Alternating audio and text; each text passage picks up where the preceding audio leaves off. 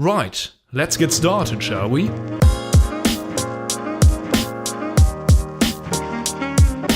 Why do we feel the need to explain ourselves to people all the time? You know what I'm talking about? You've got a problem, you handle it in a way you like, and somebody comes along with that smug look on their face and goes, well, I don't think that was very smart. I would have done that instead. Also, I don't like that you do this and that, and I just know better in general. Now hang on, mate. You don't actually have to fucking like it. We could just go about a business, approach all issues, and pursue our life goals the way we like, without justifying any of it. But we keep explaining ourselves all the time. Maybe we keep doing it because we're afraid. We want others to be happy and we want to be friends with everybody, and most of all, we don't want anyone to speak badly of us. We don't want to ruin our relationship with others and end up all alone. We want to please others and we desperately want them to stick around. Maybe others try to talk you out of stuff because you taking that step forward challenges their own ambition and courage. Now the very big problem with this is the following. If you explain yourself all the time, if you feel you need to justify the very smallest thing you do in life, you become dependent on others' opinions and scared of trusting yourself, and that can cause a great deal of suffering in your life. And what's really sad about it, it can even make you give up your own unique goals. What if you didn't care about that? What if you chased your dreams and lived your life your way because you realize your life is actually all about you and your vision of a better version of yourself?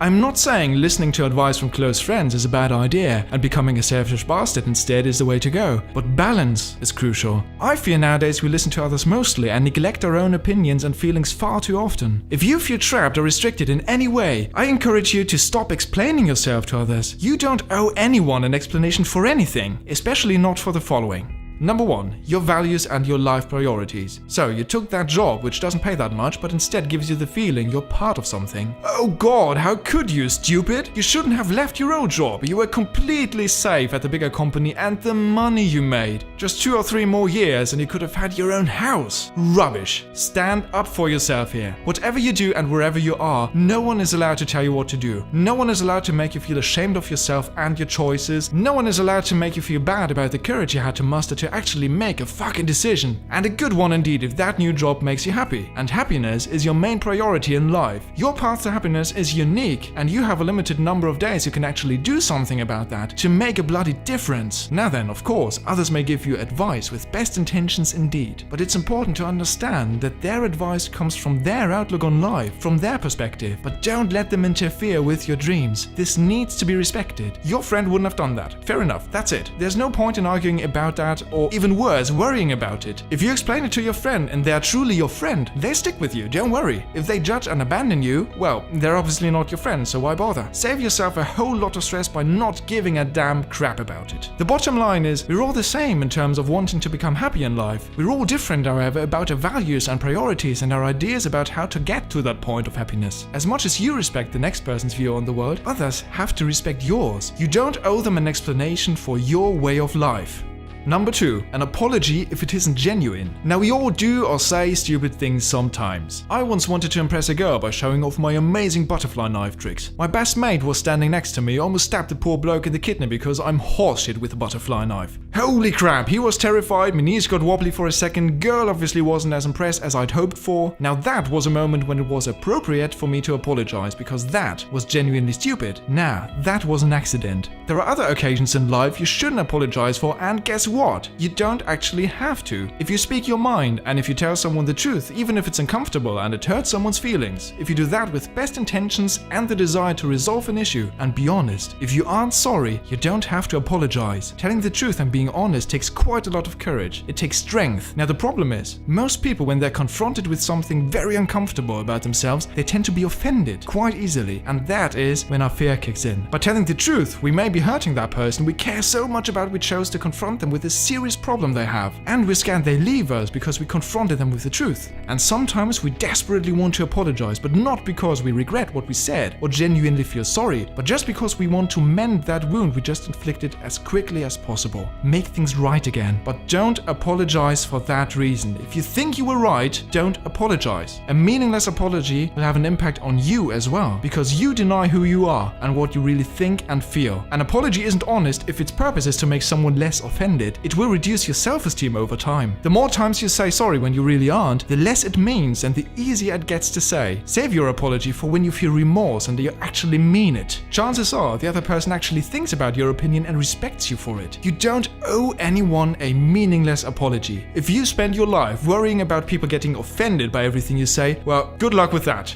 Number 3. A reason to be alone. We all like a personal space and we need it, introvert or not. Some more than others, and that's alright. No shame in admitting that. But very often people react to that in a very negative way. They will accuse you of being rude and antisocial, or that you're placing yourself above others and their after-work beers and parties and other sort of gatherings. Now, we need that time for ourselves to calm the fuck down and relax, reboot our system and unwind and just focus on ourselves for a bit. In fact, that's the healthiest thing you can do to your mind. A very beneficial practice more people should adopt. I feel this is a classic though. I myself have lied so many times about other plans and responsibilities that I supposedly had just so that I don't offend anyone by declining their company, when all I needed was a bit of time for myself. It can be very tempting to justify it, but again, it's not necessary. Be confident about taking your alone time and communicating it. It's your business and it needs to be respected. The same goes for relationships really. If you can't stick around with your significant other 24/7, that is perfectly fine. You don't have to. You don't owe an explanation to your spouse or anyone else.